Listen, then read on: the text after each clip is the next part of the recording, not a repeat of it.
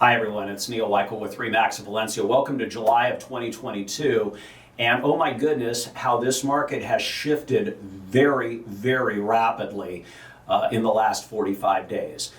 Candidly, I've never really seen anything like it, so let me explain what I mean.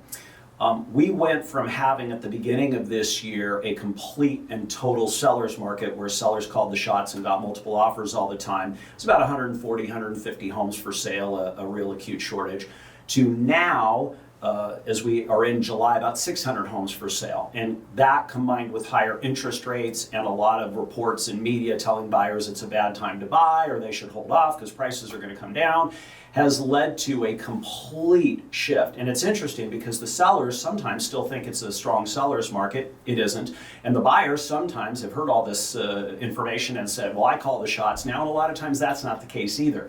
Multiple offers don't exist, and it's actually a really good time for buyers to buy because they're not up against 7 or 8, 9 more offers. Now, what's going to happen though with prices and what's going to happen in the second half of the year? I'm not big on predictions, but I think there's some things that we can take away right now at the midpoint of the year in which neither craziness is going to happen with prices coming down, and at the same time, we're not really going to see a strong seller's market in the short term either.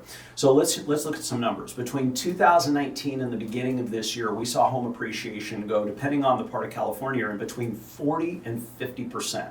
And I said to a lot of people, this is unsustainable, it's unhealthy. 40 to 50% in a very, very short period of time. That is over with, okay? Prices have stabilized and in some cases come down, and in certain parts of the country come down rapidly. There's lots of price reductions happening. So does that mean the market is crashing? Of course it doesn't. We're still in a fundamentally difficult market for inventory. Almost anywhere you go, we still have a shortage. So what does this mean for prices as we go into the second half of the year? Number one, I just sold a house today in Stevenson Ranch for $1,250,000. This is a house that probably in March or April might have been $1,350,000. And in fact, it was listed with another agent at that time at that price and they didn't quite get it. That home would have probably been $1,200,000 back in December or January.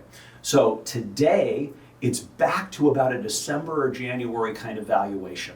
Okay, and that's really what you can look at in a lot of parts of Santa Clarita, and I think in a lot of parts of the country.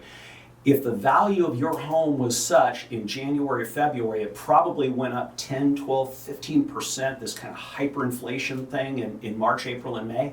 Now it's shifted back down to where it was at the beginning of the year. That's kind of a rule of thumb to use, and it doesn't apply to every home, of course, but it applies to most of them.